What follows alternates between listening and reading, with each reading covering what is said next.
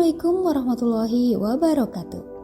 Halo siswa hebat, selamat datang kembali di channel ini, channel untuk belajar dan berbagi. Hari ini kita akan mempelajari materi kelas 9 berpikir komputasional dengan topik struktur data linear. Apakah kalian masih ingat tentang pengertian struktur data? Ya, tepat sekali.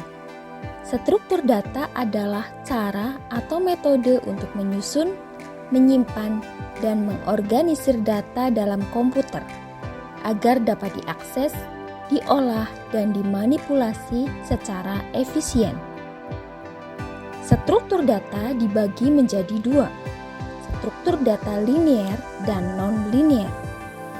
Struktur data linear adalah kumpulan komponen-komponen yang tersusun membentuk satu garis linear. Jenis struktur data linear dibagi menjadi 4: array, stack, queue, dan linked list. Kita mulai dari jenis struktur data linear yang pertama, yaitu array. Array adalah tipe struktur data yang terdiri dari kumpulan elemen dengan tipe yang sama. Setiap elemen dalam array diindeks dengan nomor integer yang mengidentifikasikan posisinya dalam array.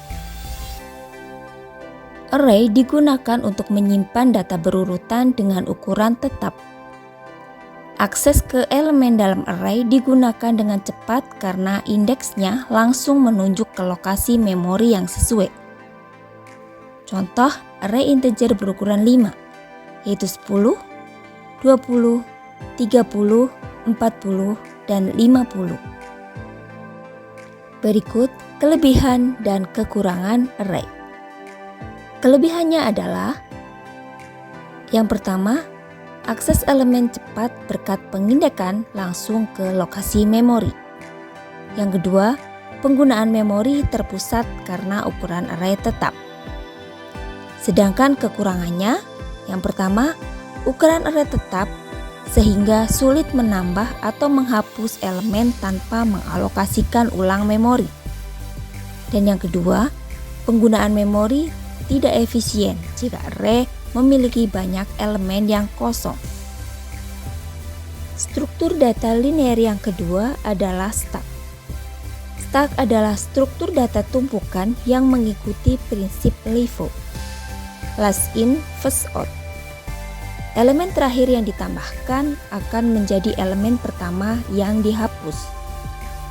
Stack digunakan dalam berbagai konteks, seperti evaluasi ekspresi matematika, penanganan rekursi, dan manajemen panggilan fungsi. Stack memiliki kelebihan dan kekurangan. Kelebihannya yaitu implementasi sederhana dan efisien untuk menyimpan data sementara. Penanganan rekursi dan undo operasi dapat diimplementasikan dengan stack. Kekurangannya, ukuran stack terbatas oleh kapasitas memori. Akses elemen di tengah stack tidak dapat dilakukan secara langsung. Struktur data linear berikutnya adalah queue.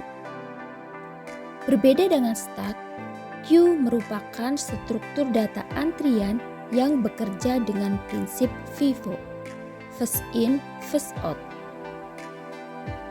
Elemen pertama yang masuk dalam antrian akan menjadi elemen pertama yang keluar dalam antrian tersebut.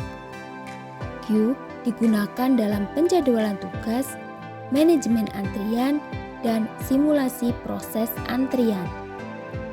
Bagaimana dengan kelebihan dan kekurangan queue?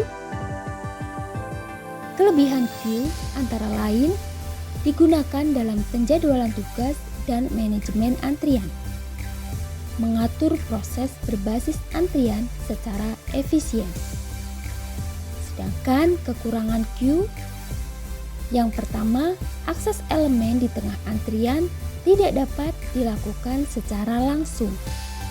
Ukuran antrian terbatas oleh kapasitas memori. Struktur data linear yang terakhir adalah linked list. Linked list adalah struktur data dinamis yang terdiri dari simpul-simpul yang saling terhubung melalui pointer. Setiap simpul memiliki data dan pointer ke simpul berikutnya dalam list. Linked list cocok untuk menyimpan data dengan ukuran dinamis karena dapat dengan mudah menambah atau menghapus elemen tanpa perlu mengalokasikan ulang memori. Berikut kelebihan dan kekurangan linked list. Kelebihannya adalah mudah menambah dan menghapus elemen tanpa perlu mengalokasikan ulang memori. Ukuran list fleksibel karena elemen dapat ditambahkan atau dihapus sesuai kebutuhan. Sedangkan kekurangannya yang pertama, akses elemen lebih lambat karena harus melalui traversal dari awal list. Yang kedua, membutuhkan memori ekstra untuk menyimpan pointer yang menghubungkan simpul-simpul. Demikian untuk pertemuan hari ini, semoga bermanfaat. Sampai ketemu lagi di pertemuan berikutnya. Assalamualaikum warahmatullahi wabarakatuh.